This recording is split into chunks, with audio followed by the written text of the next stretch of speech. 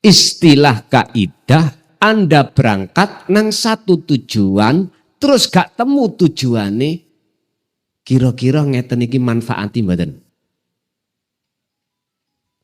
Jenengan jawab dhewe ning ati. Bukan perkarane saya melarang jenengan menunaikan tujuan sampai ndak. Nek jenengan peka, jenengan pasti akan berpikir kalau toh mendatangi satu tujuan gak ketemu tujuan iku percuma, mestine jenengan kali kula niki mengurai kalimat bagaimana caranya bertemu itu loh maksud saya. Bukan melarang sampean untuk tidak menunaikan tujuan Anda. Enggak. Silahkan. Tapi betul-betullah kau bertemu apa yang menjadi tujuanmu. Umroh tujuanmu apa? Haji tujuanmu apa? Saya katakan kalau Anda tidak bertemu terhadap tujuan yang dimaksud, nggih percuma.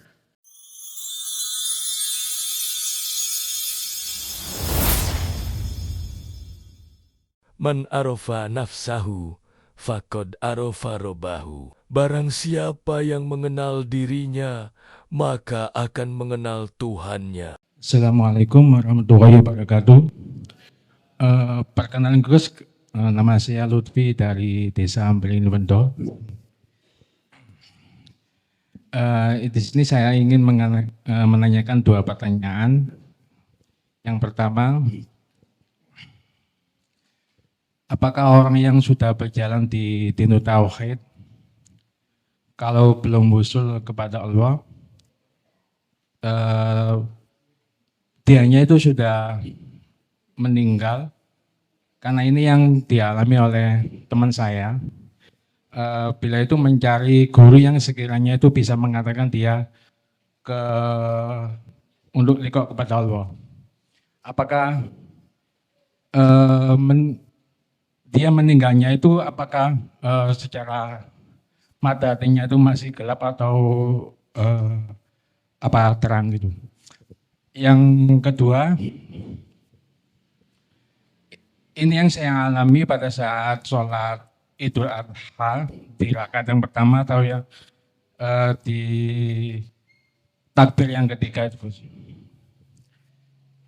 Di situ Allah menambahkan suatu sosok yang sekiranya itu tinggi besar dan menunjuk-nunjuk kepada saya.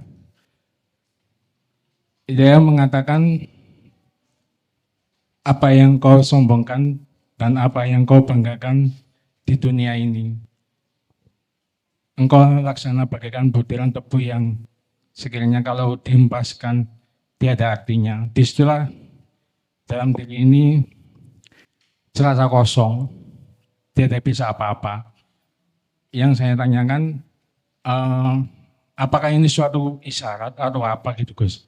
Demikian pertanyaan saya ajukan. Terima kasih atas jawaban yang diberikan. Assalamualaikum warahmatullahi wabarakatuh. Waalaikumsalam warahmatullahi wabarakatuh.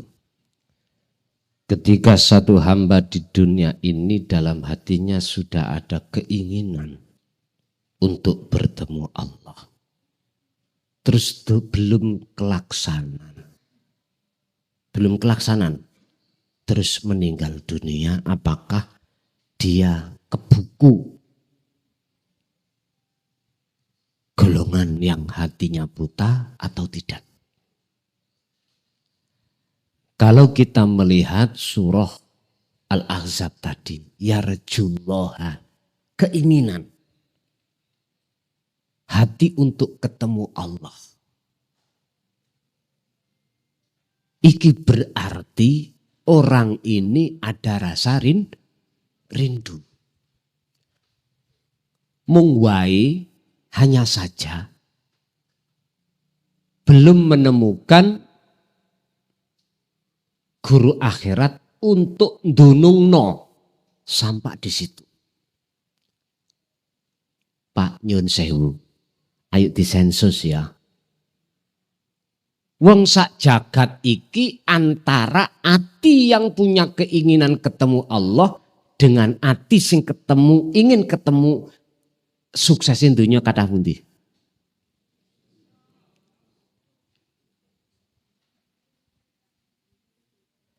Illa ibadaka minhumul muhlasin. Pasti lebih banyak hati yang ingin sukses dan bercinta terhadap selain Allah tadi. Jikalau ada, itu adalah pilihan. Sebelum menjadi kekasih, prosesnya calon kekasih. Dan ini sudah sebagai jawaban bahwasanya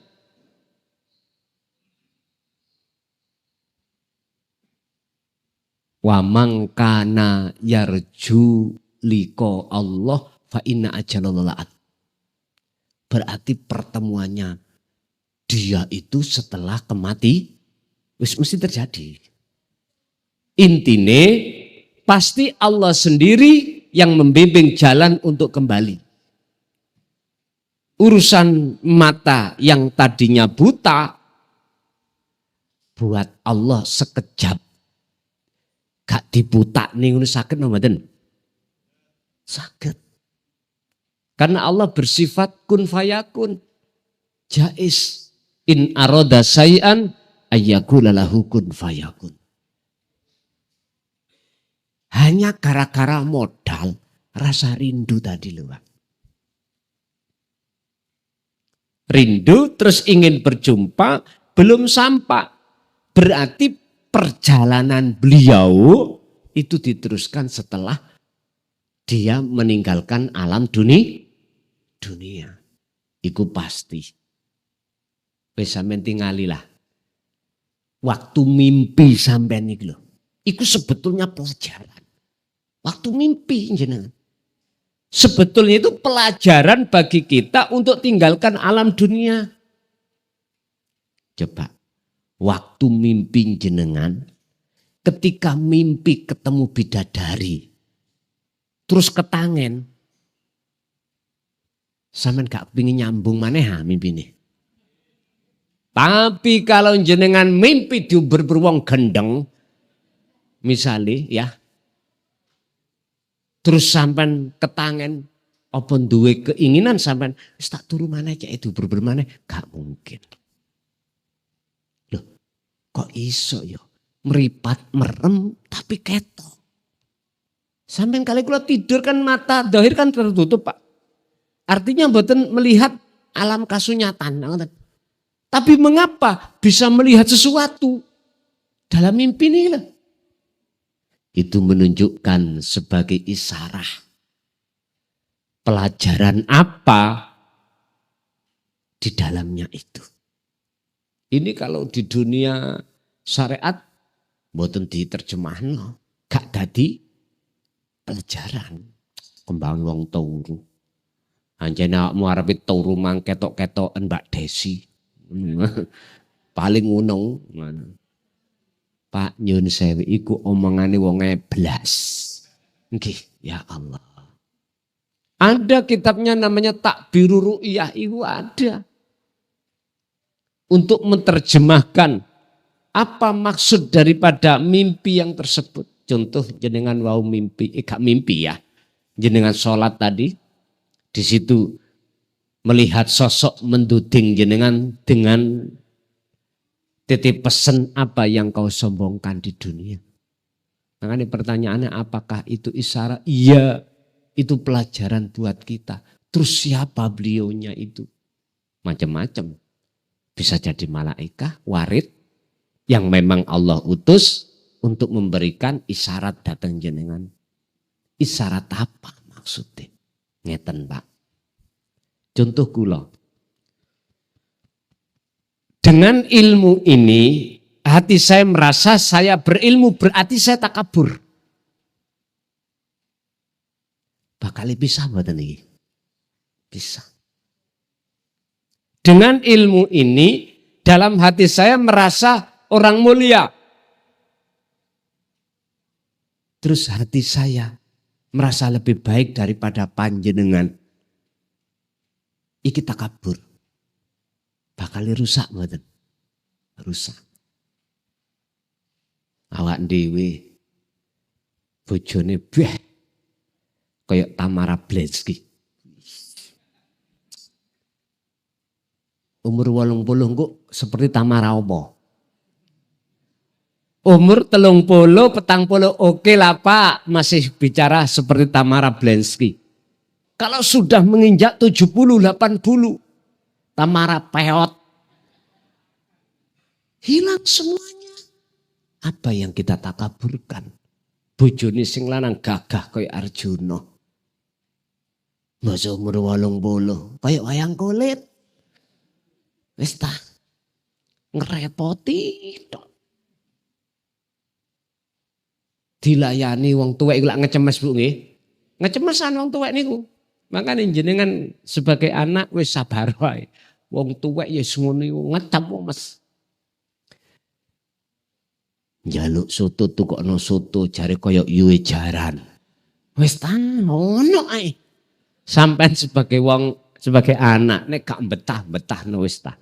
Sing penting ojo didungakno matek ngono lho. Ngoten. Wis ayo diramut sak tutuk-tutuke. Nggih nyuwun sewu Pak. Apa yang harus kita sombongkan di hadapan Allah? Intinya sombong menurut hakikat itu manakala hati saya merasa saya yang melakukan, merasa orang lain itu yang melakukan, itu sebetulnya sudah dikatakan takabur. Aba wastakbar wa kana minal kafirin. Yo gara-gara rumangsa mulya, rumangsa ngalim, rumangsa bener dhewe daripada Adam iki lho. Ajazil asale sayyidul malaikah disebut pimpinane malaikah, akhirnya disebut al-iblisu.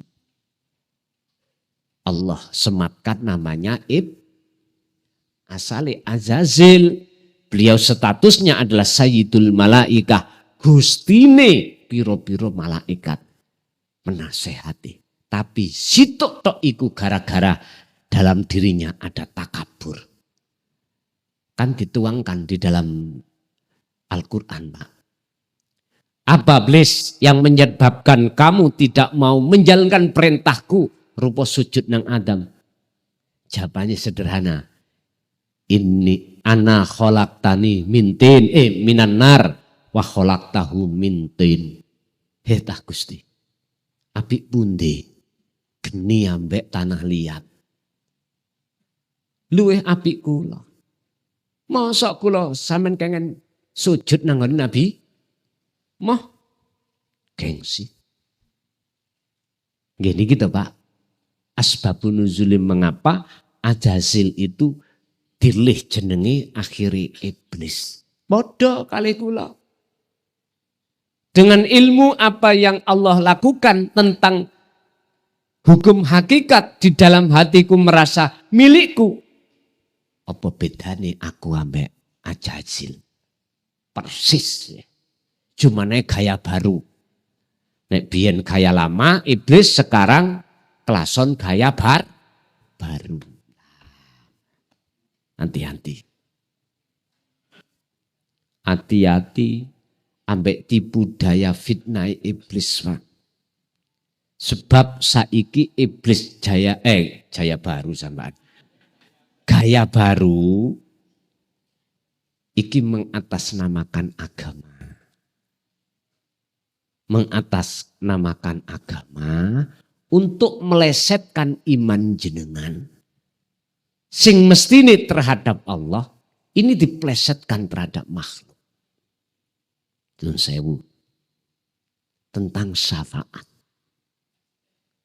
Enggak ada hak milik apapun, alasan apapun dibenarkan kalau Rasulullah itu yang memiliki syafaat dan yang memberikan syafaat enggak ada dalam Al-Quran. Justru dalam Al-Quran itu tentang syafaat Allah menyuruh Kanjeng Nabi untuk berkata, Kul lillahi syafa'atu jami'an. Rasulullah mengatakan, lillahi ku tetap kedue Allah, wae Gusti Allah. Apa asyafaatu, syafaat pertolongan jami'an kelawan sekabehane. Seluruhnya syafaat itu milik Allah. Iki sing dawuh Kanjeng, lah kok tiba anake, tiba ngaku-ngaku putune, sapa sing gak mulyakno duriyae niki, gak oleh kapanget. Ngapunten ya. Saya terlepas dari duriyah tenan atau tidak, tetap miturut surat Az-Zumar. Kalau nggak salah 44 itu salah. Wong Kanjeng Nabi, kul katakan Muhammad, kan gini ayatnya.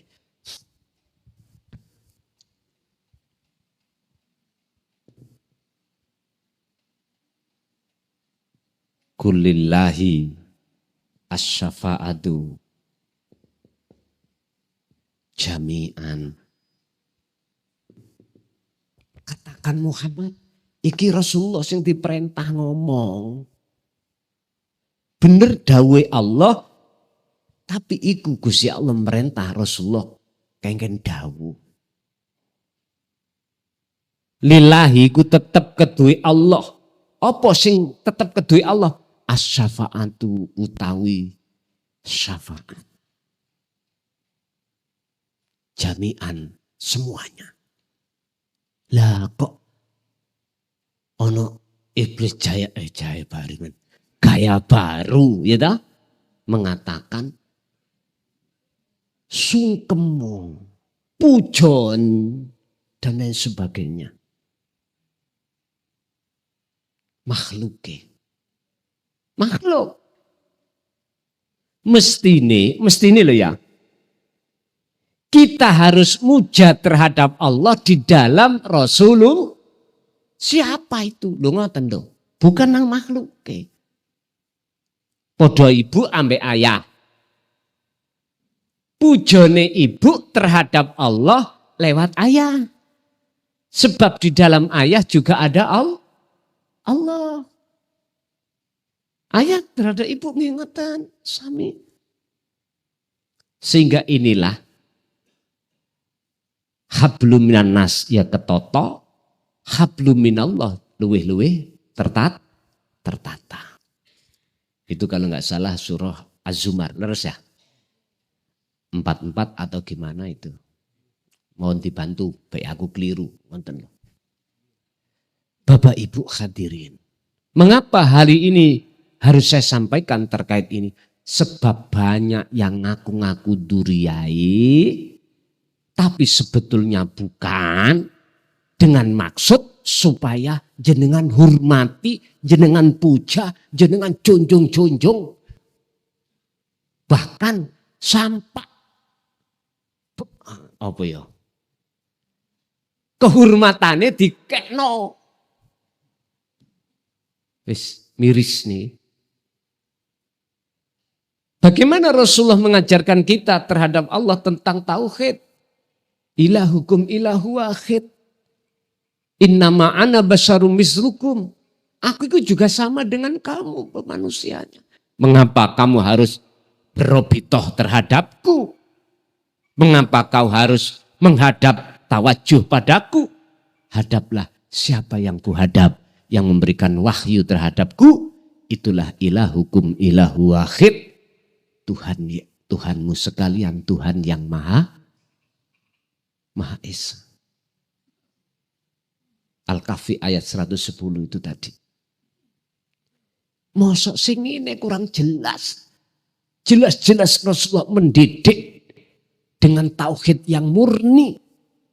Terus kita pelencengkan. Masya Allah. Berhubung iki sudah banyak iblis-iblis gaya baru. Jenengan harus waspada dan saya sampaikan tentang syafaat ini. Entah jenengan organisasi apapun gak terima, monggo sak kerso. Saya nggak butuh Anda percaya dan tidak. Enggak. Saya cuma menyampaikan apa yang sudah Rasulullah sampaikan. Walaupun ini pahit kurasa, tetap akan kusampaikan. Memang resiko, Pak. Inilah butuh tauhid untuk meluruskan apa yang sudah Rasulullah sampaikan. Bonten dipelintir-pelintir. Oleh pecah umat Islam itu kan gara-gara setelah berilmu toh Pak orang-orang itu. Setelah berilmu, Pak pecah. Ono madhab iki, madhab itu, madhab macam-macam. Ono madhab gondrong, ono madhab gundul, ono madhab wis macam-macam. Yang semuanya itu atas dasar pengetahuan ijtihadnya masing-masing. Kalau kita bicara hukum syariat sih, no way. Artinya sah-sah saja. Cuman mengapa inti wahyu Rasulullah itu justru malah ditutupi, dipelintiri dengan bahasa-bahasa dhahiriyah. Keluh kesah kami menyampaikan sudah 26 tahun, Mbak. Mohon maaf pun kurasakan. Apapun resiko dicaci dimaki sudah kami terima. Wis tah jano ae kok ya kula niki lho bongko-bongko dhewe. Kula ora dipateni ya matek-matek dhewe. Jenengan misalkan dipadu tiang, gak usah dipadu. Balik gak usah. Dijeleki orang gak usah kita jeleki. Engko nek wis wae matek dhewe. Mboten mawon. Kanjeng Nabi ku Pak, nek kei teladan terkait masalah halaqatu ma'an nas itu bagaimana? Ketika beliau dicaci, enggak bangsul nyaci. Karena apa? Karena beliau pendidikannya ketauhidan kuat.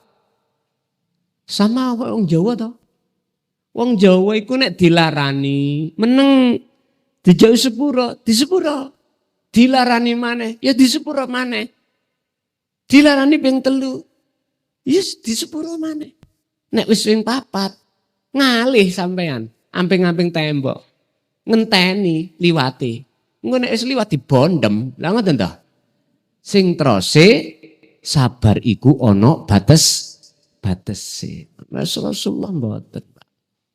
Bendau wino salat subuh diidoni ambek tanggane lho. Mak men seman. Jenengan piye? Dicelatu tangga sampean. Ceng-ceng lah ngono ah. Otote diketokno. Masyaallah. Wong wedok iku nek ketemu wong wedok, nek padu-paduan, nek wis kadung jambak-jambakan. Misahe wangen. Situk Pak carane misah. Kula biyen diuruki guru kula. Dikon ngudan. Ngerti ngudani? Baru buyar dhewe. Ngoten. Wong wedok wis tukaran wis jambak-jambakan Pak wan rambut itu. Wis tah awangel. Kula dhisik diuruki guru kula sok nek ketemu wong ngono. Tapi nganti saiki dereng ketemu Pak. Udanono. Ngerti udanono? Diplodong nih lho Pak. Dikon melodong. Bojone situ ikon melodong. Bojone situ ikon melodong.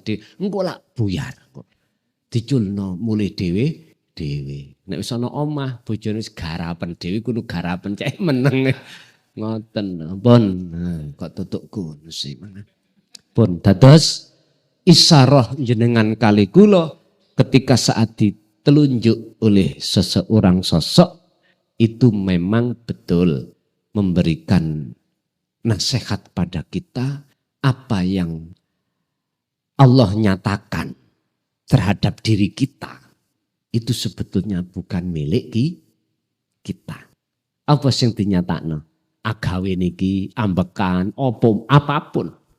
Intine kita disuruh belajar untuk tidak ngaku. Injih.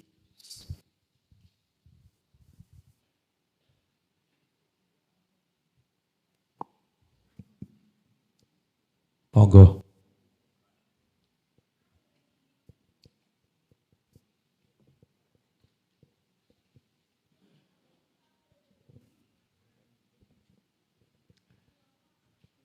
Oke, terima kasih guru. Mohon izin teman-teman panitia, terima kasih luar biasa acaranya. Mohon maaf kalau pertanyaannya kurang berkualitas. Yang pertama, Gus, tadi di awal ada yang jenengan menyatakan bahwa rahmat itu tidak melihat kapasitas keilmuannya. Sebuah fakta, ini tidak menjadikan di agama lain ya, bahwa saudara kita yang di agama lain, ketika pada tingkatan kualitas keilmuan yang pada mentok, ya itu baru masuk Islam bahasanya. Atau ketika saudara kita yang di Islam yang tingkat keilmuannya remeh-temeh, itu kemudian condong masuk ke agama lain. Ada bahasa itu dan anomali seperti itu. Apakah itu ada hubungannya dengan makalah yang jenengan sampaikan? Apakah itu mutlak soal syariat? Yang kedua, jenengan sering mengatakan ketika ada pertanyaan di mana Gusti Allah, sering kan ngawi ngeten guru ya, salah satunya. Kemudian kita selaku masih kepada kapasitas salik atau nurul ilmu, atau katakanlah kita pada ahli tahqiq, apakah ada sebuah kepantasan bahwa kita selanjutnya ngomong di saudara kita, di mana posisi Allah? Ngawe itu Gus ya.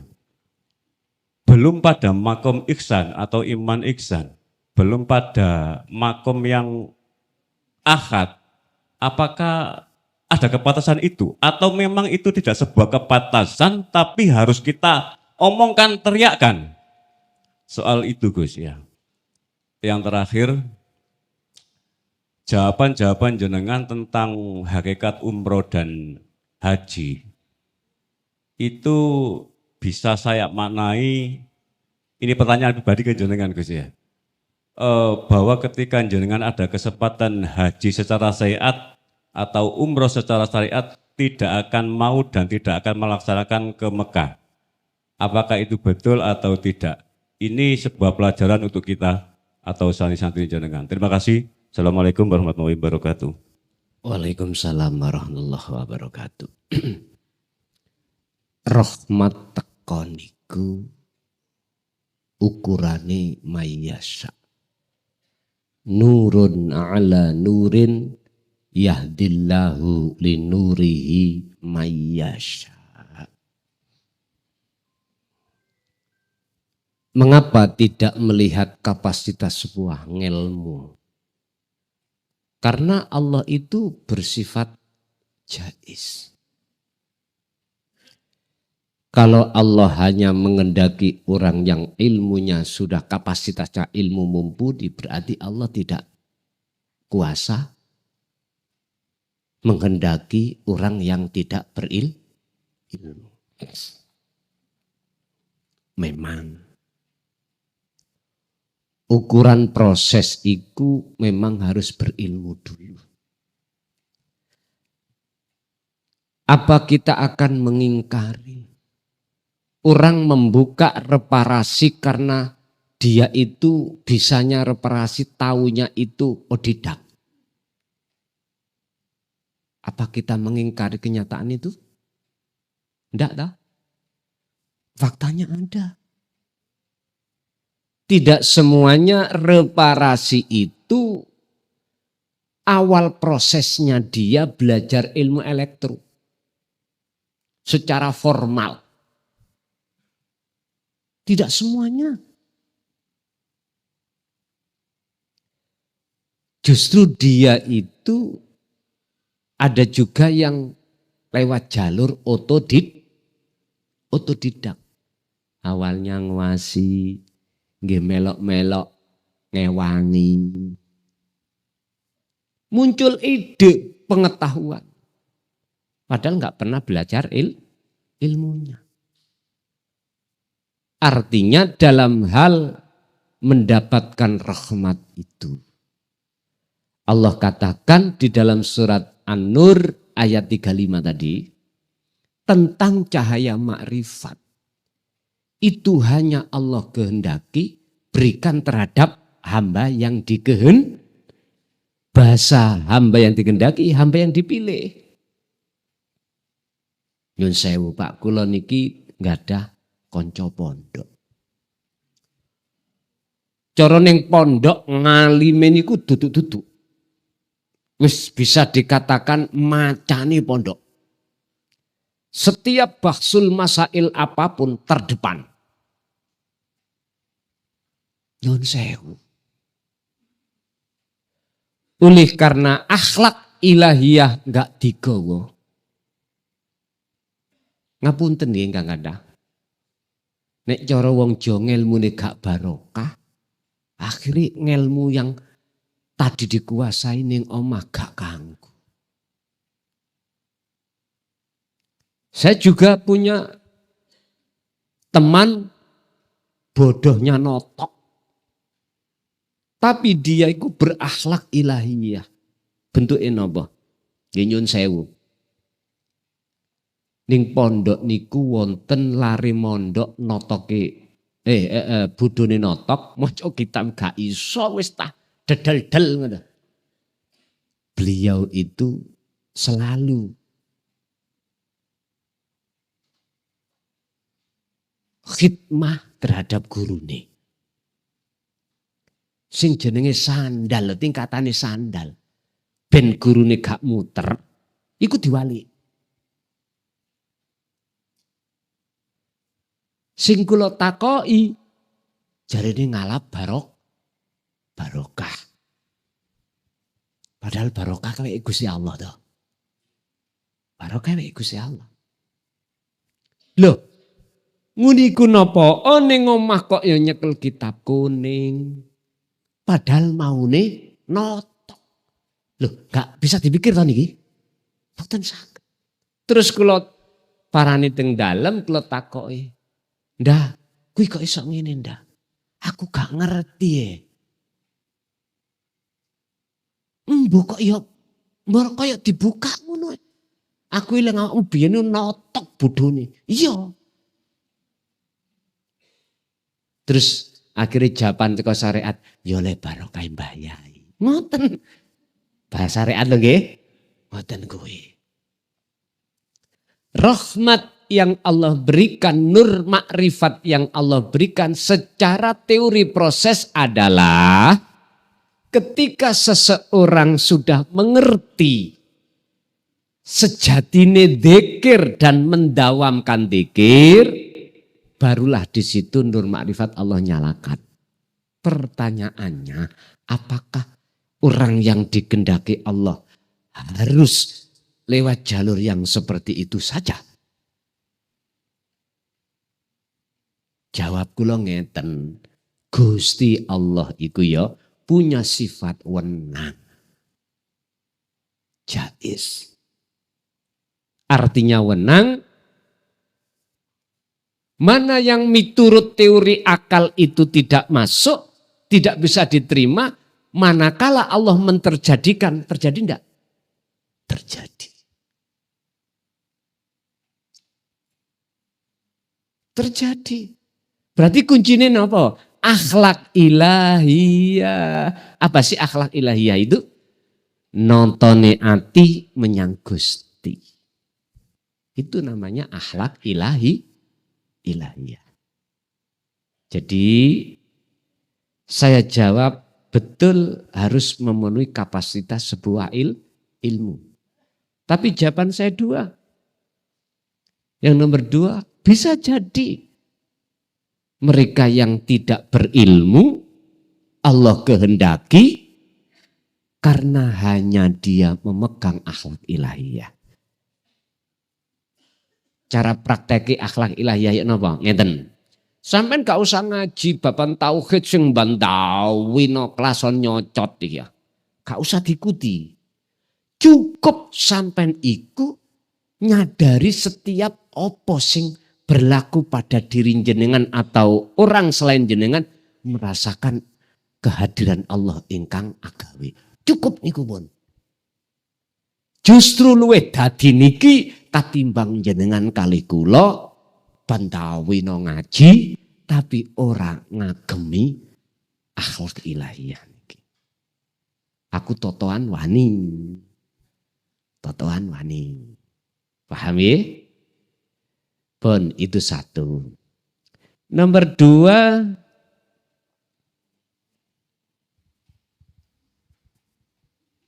terkait masalah penunjukan Allah. Di manakah? Jujur Pak, saya iku nentang arus. Miturut pandangan umum. Pandangan umum mengatakan, iki mutiara, ilmu. Gak boleh kau sampaikan di tengah umum. Harus kau sampaikan tempat khusus, artinya saya harus punya waktu khusus. Waktu khusus yang tidak boleh orang lain mengikuti kecuali yang sudah paham. Mohon maaf saya dikatakan tentang arus. Sebab saya punya prinsip. Apa prinsip saya? Ngeten. Kalau ilmu ini saya sampaikan hanya terhadap orang yang sudah paham, buat apa? Mestinya sasaran ilmu ini orang yang belum paham. Sebab wong paham asale gak paham, oleh paham krungu keterangan terus dingen.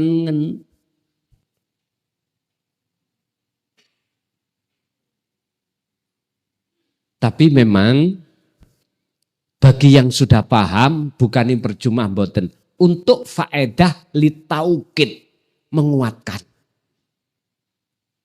Enggak apa-apa sih. Cuman hitung-hitungan saya, sebetulnya kami itu sasaran saya orang yang belum paham. Sasaran intinya teng mriku.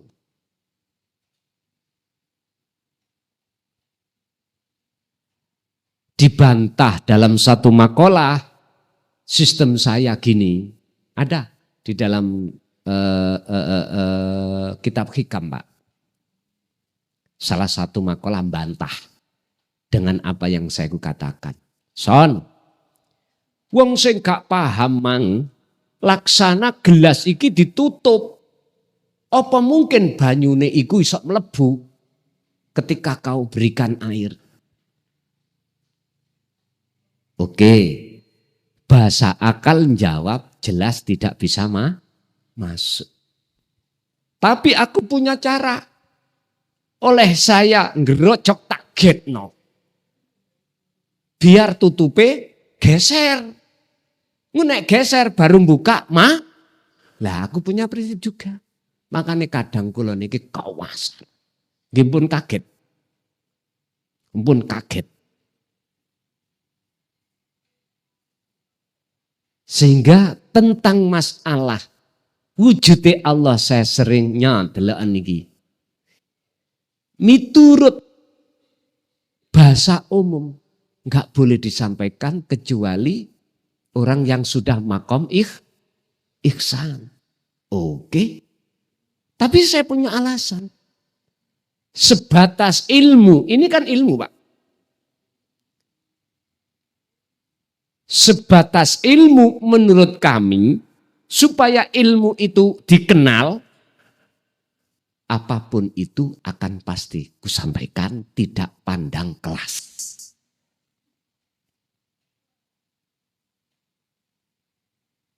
Bagi yang memang tidak paham, suatu saat besok jawaban, oh kita sih dimaksud kelasan nih ketemu. Sing belum nyandak lo ya, yang belum keiksan lo ya. Memang Pak secara aturan gak boleh. Pelajaran ini kusampaikan. Hikamnya juga bicara gitu. Menjadikan pertengkaran nanti. Tapi mohon maaf, kurikulum saya enggak seperti itu. Sepanjang itu ilmu, tetap enggak ada yang akan tutupi. Apa pertimbangan saya? Besok-besok jenengan kalau sudah ketemu itu, karing jodoh noto. Wah, kita karepe klason pian. Ya. Tambah kuat iman tauhid sampean. Kalau polos-polosan sesuai dengan aturan yang aman memang ya. Saya enggak akan pernah mengatakan di depan selain orang yang ihsan, iki wujudi Allah. Aman. Tadi saya katakan, saya itu nentang arus. Ini bahasa kasar, Pak. Bahasa kasar. Wes. Yang terakhir, artinya masih pertanyaan yang nomor 2. Mengapa saya harus bersikap seperti ini? Ayo disadari, sopo sing metu ana gunung mang. Sumbre teko ndi? Teko klason kah? Teko Allah? Lah, nek wis ana gunung akhirnya sampean guyu, Gusti Allah iki ndagel. Kadang ya miso. Kadang ya nangis, kadang ya apa wis macam-macam. Jadi betul Pak, satu sisi kalau bukan kapasitasnya enggak boleh saya itu ma'aina huwa, dia di mana? Duduna ngeten iki mboten angsal. Tapi setidaknya walaupun bagi yang ingkar suatu saat nanti kalau sudah Gusti Allah buka. Oh iya, nanten niki. Ini terjadi Pak pada tahun 2006, 2007 sampai 2010. Langsung terjadi pada diri saya. Di mana banyak tokoh yang mengatakan apa yang kusampaikan ini adalah sesat. Dibencilah kami dan lain sebagainya. Saya belajar meneladani sifat Rasulullah, tidak akan ku benci. Coba gimana? Sampai notok-notoke. Saya terusir dari kelahiran saya, selama 3 tahun saya tidak pulang. Loh, sepulang saya kok justru mereka itu mendorong kami disuruh untuk menjadi kades. Akal nyantol mboten?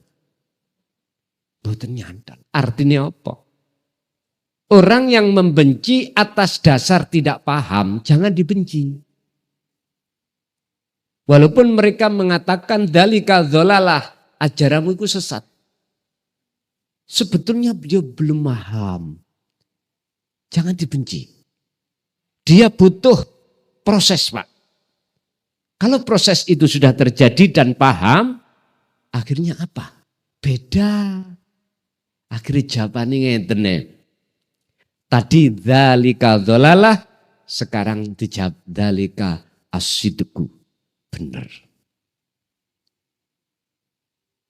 Sebetulnya itu bukan kapasitas kuloyi, kapasitas jenengan nyampe ake. Aku yo rawani toh. Ya wakmu sing tahu gendeng. Oh aku gak tahu kok aku dilokno gendeng aku mah mangkel ngono. Oh ngoten to iki. Nggih pangestune mawon. Lah ngaten buat.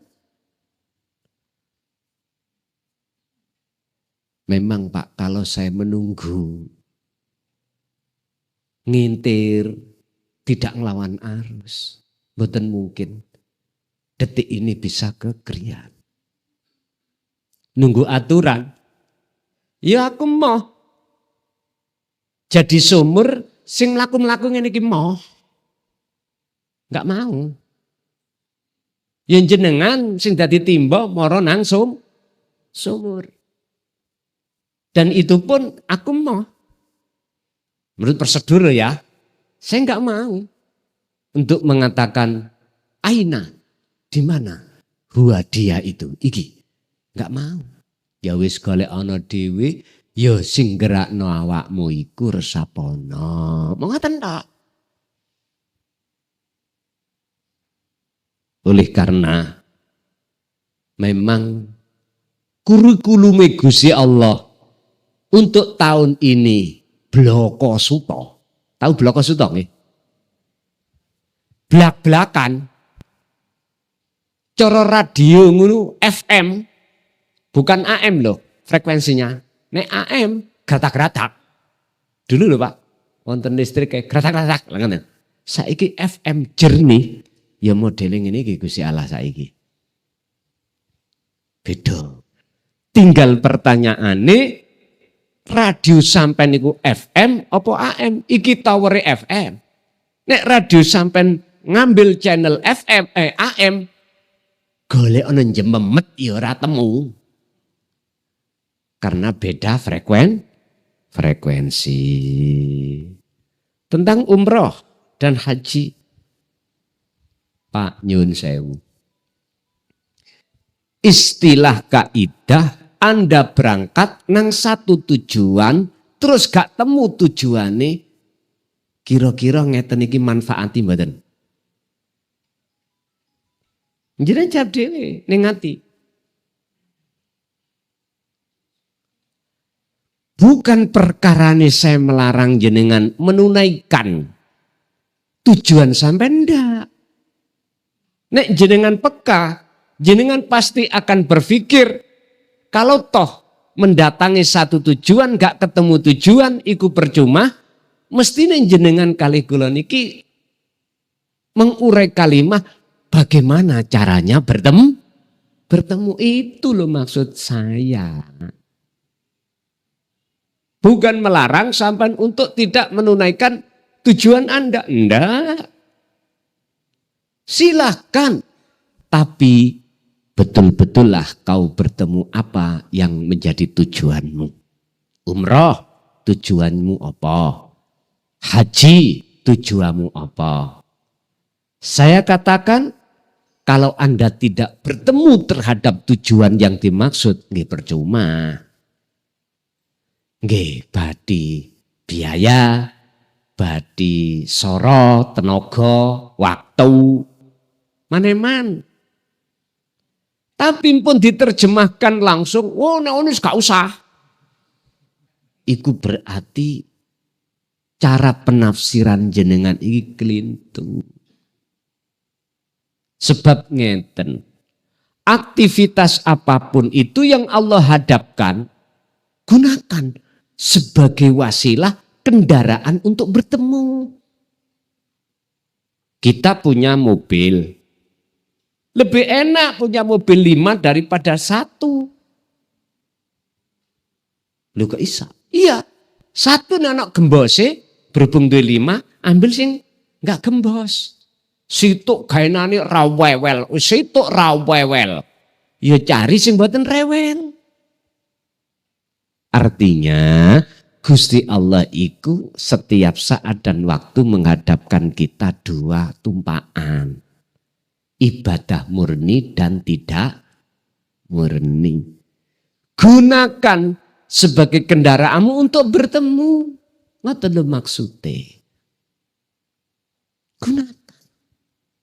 Kau memakai kendaraan yang mana? Itu hak panjenengan. Sapenak panjenengan. Mriki nang Jakarta, sire nggo sepeda motor, empun disalahno. Padahal di rumah ada mobil, mulai dari Toyota, terus ndukure Toyota mana Isuzu, wis opo wae wonten. Kok jenengan malah pakai sepeda? Ya ampun disalahne. Karena hatine iku krentek pas gawe sepeda. Sing penting ketemu tujuh itu aja menurut kami. Jadi kami bukan mempersoalkan percuma terus artinya jangan ke sana. Enggak, ya enggak gitu Pak ya. Memang saya sendiri enggak ada waktu Pak. Enggak ada waktu untuk melakukan umroh. Melihat zamahnya acara kami ngaji niki, wis tak anggap Gusti Allah nggawe kendaraan aku lewat ngaji. Makanya Mbah Dimyati niku lek takoki, "Mbah, toriko sampean apa? Tumpakan sampean?" Ngaji, mangan, salat. Mboten toriko-toriko sing disebut pada umumnya mboten. Kok iso, Mbah? Ya Rasulullah biyen ngono ya. Rasulullah dulu ikut dahar apa mboten? Dahar. Tak ikuti, dahar. Dahar Rasulullah ya napa? Atine sambung nang Gusti Allah. Aku yang ngono kudu ngono. Ngoten ya. Lah, Kanjeng Nabi naik unta mboten? Naik. Lah berhubung kene gak ana unta, ya ibuke tak gawe unta. Ngoten. Sing penting kepanggih Gusti Allah. Sebetulnya simple Pak kita itu. Simple. Cuman pertanyaannya mau untuk apa ndak kita untuk melaksanakan itu. Ngaten nggih? Dadi bukane kula niki woro-woro aja umroh percuma tuas pegel. Artinya itu sebelum kita datang ditandani bagaimana tujuan kita bisa terlaksana. Mekaten. Masih ada? Sampun dah. Oh ngaten. Sik jam 8 ngaten. Nggih, pun matur suwun atas semua atensinya Bapak Ibu. Semoga apa yang sudah Allah berikan menjadi ilmu ingkang manfaat. Lahumul Fatihah.